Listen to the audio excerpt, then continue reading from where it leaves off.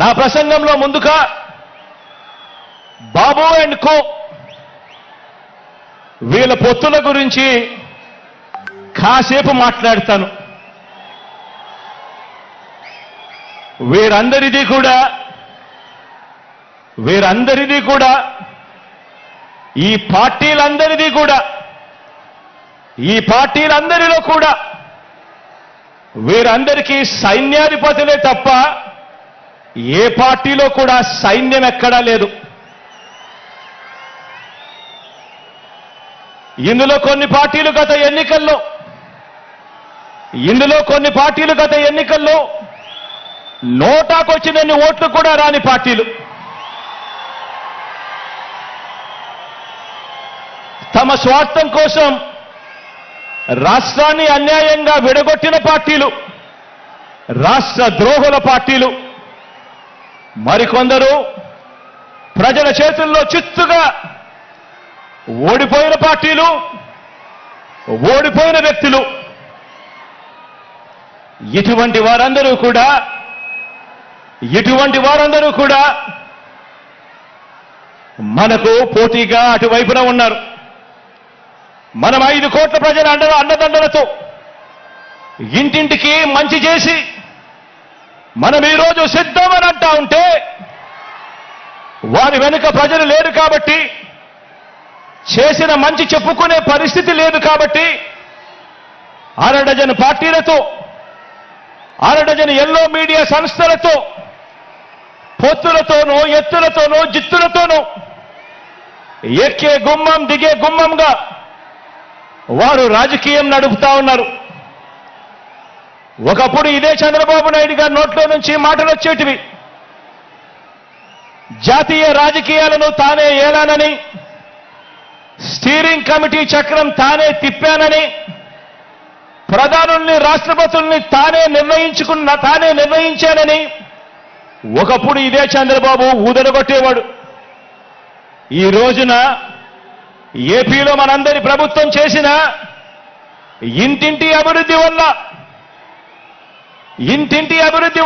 ఇంటింటికి చేసిన మంచి వల్ల మనకున్న ప్రజాబలం ముందు నిలబడలేక, మనతో నేరుగా తలబడలేక, ఏపీలో తన సైకిల్ చక్రం తిరగటం లేదని ఢిల్లీకి వెళ్లి దత్తపుత్రుడితో కలిసి పడిగాపులు కాసి ఢిల్లీలో మోకరిల్లుతా ఉన్న పరిస్థితులు ఈరోజు చంద్రబాబు నాయుడు గారి పరిస్థితి. ఆలోచన చేయమని అడుగుతా ఉన్నా. కేవలం జగన్ ఒకడు ఇటువైపున. జగన్ వల్ల మంచి జరగకపోయిందంటే ప్రతి ఇంటికి, జగన్ గన తన మేనిఫెస్టోలో చెప్పిందంతా కూడా తాను చేయకపోయిందంటే, జగన్ అనే ఒకే ఒక్కడు చంద్రబాబు నాయుడు గారి గుండెల్లో రైళ్లు పరిగెత్తించుకుండా పోయింటే,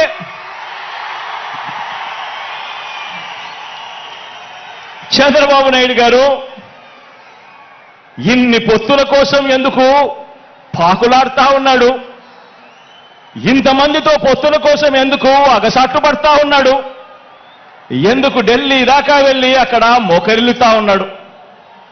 దీనికి కారణం చిత్తశుద్ధితో, నిజాయితీతో మనం చేసిన మంచి, అన్ని వర్గాల మీద మనం చూపించిన కమిట్మెంట్, ఇంటింటికి మనం చేసిన అభివృద్ధి.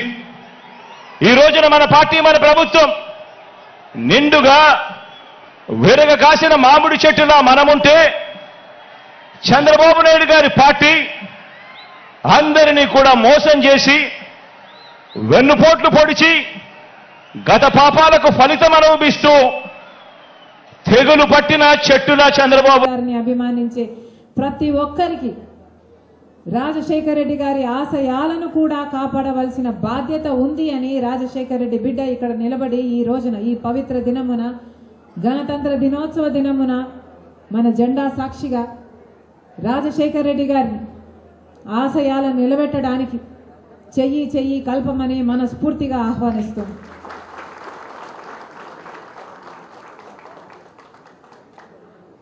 విమర్శించడం నా ఉద్దేశం కాదు, కానీ రాజశేఖర రెడ్డి గారి సంక్షేమ పాలనకు, జగనన్న గారి ఈ పాలనకు చాలా వ్యత్యాసం ఉంది.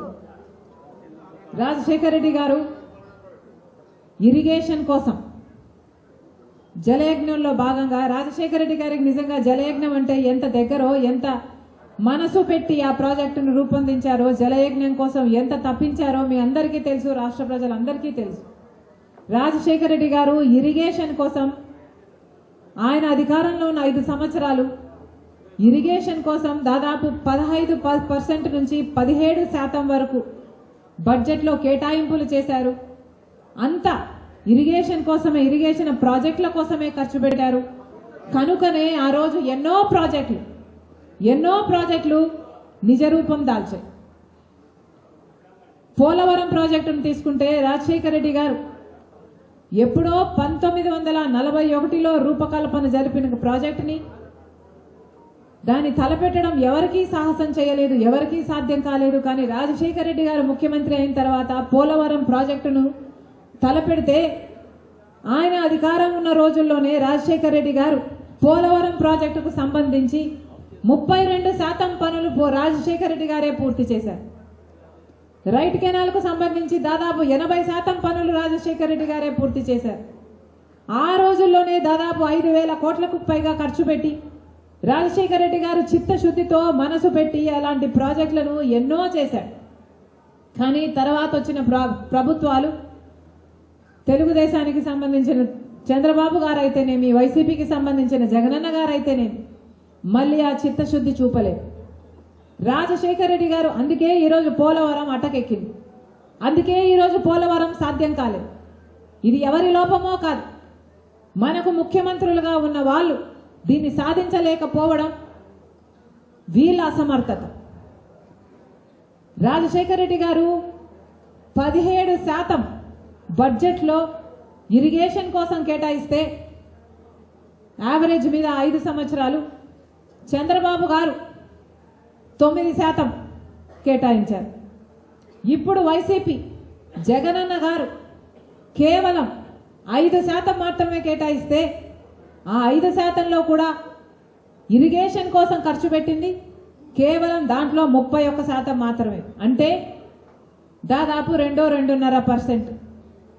రాజశేఖర రెడ్డి గారు బడ్జెట్లో ఇరిగేషన్ కోసము 17% కేటాయిస్తే జగనన్న గారు కేవలం 2.5% మాత్రమే బడ్జెట్లో ఖర్చులు పెడుతున్నారు.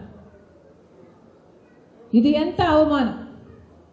మరి రాజశేఖర రెడ్డి గారి సంక్షేమ పాలనకు జగనన్న పాలనకు పొంతన ఉందా, పోలిక ఉందా? నక్కకు నాగరోగానికి ఉన్నంత తేడా ఉంది, ఆకాశానికి భూమికి ఉన్నంత తేడా ఉంది. రాజశేఖర రెడ్డి గారి హయాంలో రైతే రాజు, రాజశేఖర రెడ్డి గారి హయాంలో